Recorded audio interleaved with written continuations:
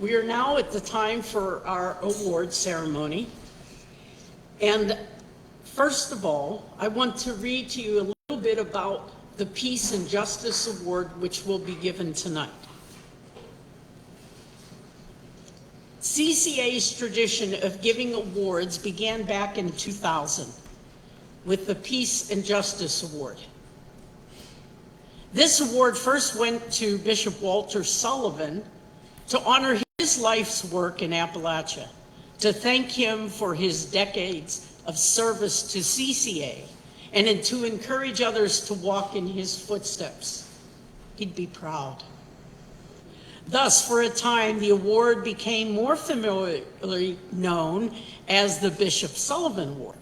It is an expression of CCA's deep gratitude for his being so instrumental in the publication of the first two pastoral letters, and was given to him on this occasion of his retirement as our bishop liaison, a position that now referred to as our Episcopal advisor, which is Bishop John Stowe.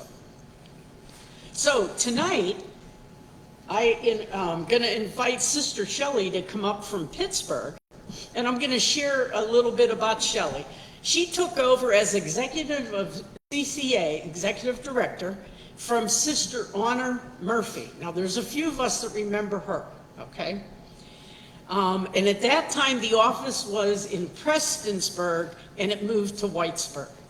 She had the position until late 1987, when she resigned to move to Louisville to work on her MSW. This is Shelley. With full intent of returning to Eastern Kentucky after she completed that. She was not in the convent at this time. And if you want to hear why she didn't come back to Kentucky, ask her about the bathtub incident. Her jobs included organizing and setting up 2 annual meetings, because at that time we had 2 during the year, working with and visiting the membership, putting the newsletter together every 1 or 2 months, representing the membership in many forums, raising money, writing grants, and anything else that anyone suggested might be a good idea to look into. Who came after her? There was another one that came before her, and then of course we had Jeannie. That sounds like her too.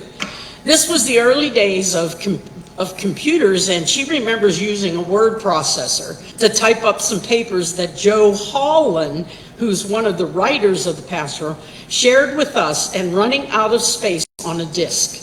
There were quite a number of groups all over working on lots of projects in West Virginia, Kentucky, Pennsylvania, Tennessee.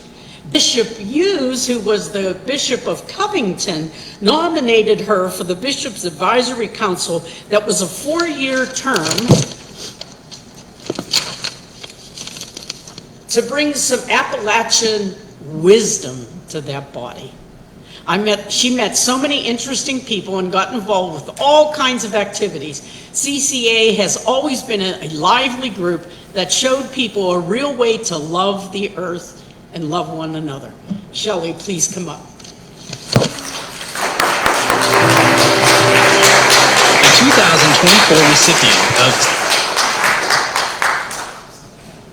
Now Shelley's going to read, our recipient this year is Sharon Colton. So she's going to read a little blurb about Sharon. Who, me getting an award?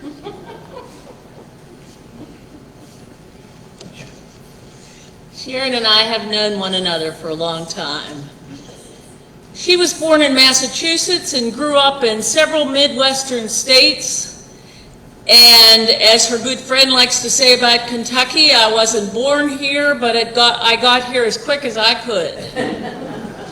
Sharon's first exposure to peace and justice issues was at Marquette University during the height of the Vietnam War. She became co-chair of the new Marquette Peace Coalition, and she met many wonderful peace activists, some of whom she is still in communication with today.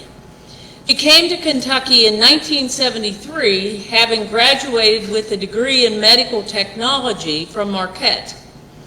She was recruited by the Appalachian Regional Hospitals and was working at the Whitesburg Hospital lab since they seemed to have the greatest need. She says, "I loved working in Whitesburg and met so many wonderful people during this time. Jean Ford, then a Servite sister who was working in Floyd County, Sister Catherine Hurley, who was working in Harlan County. It was also during this time that she met her future husband, Bob Hampton. Playing music on his front porch is where she learned so much about the Appalachian people and culture. Her first CCA meeting was in 1975 when the first pastoral letter, 'This Land is Home to Me,' was promulgated.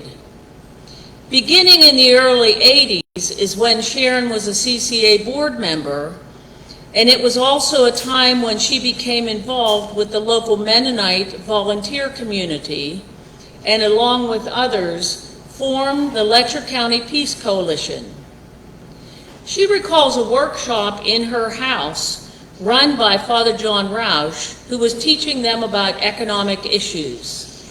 Through Father John, she came to know Father Les Schmidt, Father Bob Doc Rademacher, who turned out was a second cousin to one of her roommates, Jeff and Sharon Chapman Crane, who are with us here this evening, as well as Sister Evelyn Detling, who wishes she was here, who was from the Pittsburgh Benedictines and was working with Father Les Schmidt and myself. In 1983, when Sharon's mother passed away, she began to look at her life and made the decision to pursue medical school.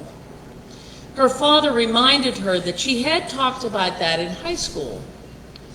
In 1987, she began her studies at the University of Louisville. One of her highlights was spending a 3-month rotation in Ghana in West Africa. She had little trouble with culture shock while she was there, having been exposed to such very poor living conditions as no water, no indoor plumbing, etc. in Appalachia. Some of her Ghanaian student counterparts spent some time in the United States, and U of L wanted to send them to Bowling Green, but she was able to entice them to come to Letcher County.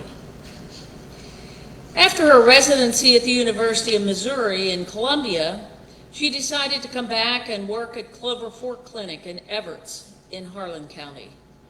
She said, "It just seemed to be the best fit for me." She's grateful now, knowing that she made the right choice. Then in 2000, through an amazing series of events, she was reacquainted with her old friend Bob Hampton, and they were married in December of 2001. She became a stepmom to my Shauna, and the adventure began and continues to this day. I know when Bob and I got together, the Lord was saying, "Finally." She is truly not sure how she could have faced some of the challenges that presented themselves without Bob at her side.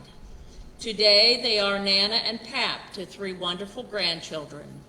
And to close, she says, anyone in primary rural health care will tell you, it is not easy.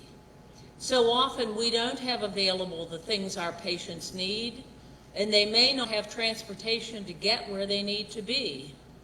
Students are often amazed and fascinated by what it takes to really give good medical care in Eastern Kentucky. My work as a physician is, of course, quite encompassing, and I have not been able to be as active in CCA as I once was, but I have kept my connections with CCA. Sharon and Bob have been financial supporters of CCA over the years as CCA continues to bring forth peace and justice issues of their times. Sharon says, I'm grateful to still have a community of people around me that are supportive of issues that matter to me, especially my good friends Jeff and Sharon Chapman Crane. I keep close connections with my local parish and treasure my church family. She likes to say, "I'm going to keep practicing medicine until I get it right." Finding primary care physicians to come into Harlan County is not easy. I am so grateful for the legacy of CCA and hopeful that we can continue to promote the dignity of all people, the care of our environment, and so many issues that affect our precious mountains. And so we're so glad and hope if you can come up now, Sharon. CA's Peace and Justice